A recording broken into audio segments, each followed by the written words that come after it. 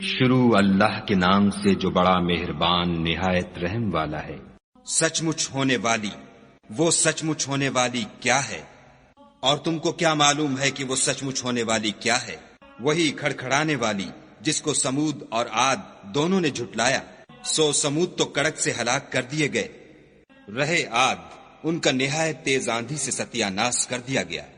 خدا نے اس کو 7 رات اور 8 دن ان پر چلائے رکھا، تو اے مخاطب تو لوگوں کو اس میں اس طرح ڈھے اور مرے پڑے دیکھے جیسے کھجوروں کے کھوکھلے تنے، بھلا تو ان میں سے کسی کو بھی باقی دیکھتا ہے؟ اور فرعون اور جو لوگ اس سے پہلے تھے اور وہ جو الٹی بستیوں میں رہتے تھے سب گناہ کے کام کرتے تھے، انہوں نے اپنے پروردگار کے پیغمبر کی نافرمانی کی تو خدا نے بھی ان کو بڑا سخت پکڑا۔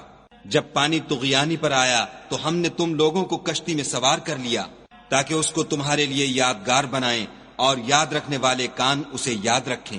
تو جب سور میں ایک بار پھونک مار دی جائے گی اور زمین اور پہاڑ دونوں اٹھا لیے جائیں گے، پھر ایک بارگی توڑ پھوڑ کر برابر کر دیے جائیں گے، تو اس روز ہو پڑنے والی یعنی قیامت ہو پڑے گی، اور آسمان پھٹ جائے گا تو وہ اس دن کمزور ہوگا، اور فرشتے اس کے کناروں پر اتر آئیں گے، اور تمہارے پروردگار کے عرش کو اس روز 8 فرشتے اٹھائے ہوں گے۔ اس روز تم سب لوگوں کے سامنے پیش کیے جاؤ گے اور تمہاری کوئی پوشیدہ بات چھپی نہ رہے گی۔ تو جس کا اعمال نامہ اس کے داہنے ہاتھ میں دیا جائے گا وہ دوسروں سے کہے گا کہ لیجئے میرا نامہ اعمال پڑھیے، مجھے یقین تھا کہ مجھ کو میرا حساب کتاب ضرور ملے گا۔ پس وہ شخص من مانے عیش میں ہوگا، یعنی اونچے اونچے محلوں کے باغ میں جن کے میوے جھکے ہوئے ہوں گے۔ جو عمل تم ایام گزشتہ میں آگے بھیج چکے ہو اس کے صلے میں مزے سے کھاؤ اور پیو۔ اور جس کا نامہ اعمال اس کے بائیں ہاتھ میں دیا جائے گا وہ کہے گا اے کاش مجھ کو میرا اعمال نامہ نہ دیا جاتا اور مجھے معلوم نہ ہوتا کہ میرا حساب کیا ہے۔ اے کاش موت ابد الآباد کے لیے میرا کام تمام کر چکی ہوتی، آج میرا مال میرے کچھ بھی کام نہ آیا، ہائے میری سلطنت خاک میں مل گئی۔ حکم ہوگا کہ اسے پکڑ لو اور طوق پہنا دو، پھر دوزخ کی آگ میں جھونک دو، پھر زنجیر سے جس کی ناپ 70 گز ہے جکڑ دو۔ یہ نہ تو خدائے جل شانہ پر ایمان لاتا تھا اور نہ فقیر کے کھانا کھلانے پر آمادہ کرتا تھا، سو آج اس کا بھی یہاں کوئی دوست دار نہیں، اور نہ پیپ کے سوا اس کے لیے کھانا ہے جس کو گناہ گاروں کے سوا کوئی نہیں کھائے گا۔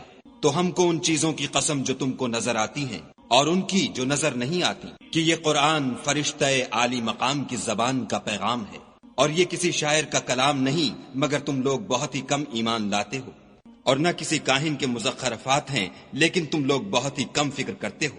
یہ تو پروردگار عالم کا اتارا ہوا ہے۔ اگر یہ پیغمبر ہماری نسبت کوئی بات جھوٹ بنا لاتے تو ہم ان کا داہنا ہاتھ پکڑ لیتے، پھر ان کی رگے گردن کاٹ ڈالتے، پھر تم میں سے کوئی ہمیں اس سے روکنے والا نہ ہوتا۔ اور یہ کتاب تو پرہیزگاروں کے لیے نصیحت ہے، اور ہم جانتے ہیں کہ تم میں سے بعض اس کو جھٹلانے والے ہیں، نیز یہ کافروں کے لیے موجب حسرت ہے، اور کچھ شک نہیں کہ یہ برحق قابل یقین ہے۔ سو تم اپنے پروردگار عز و جل کے نام کی تنزیہ کرتے رہو۔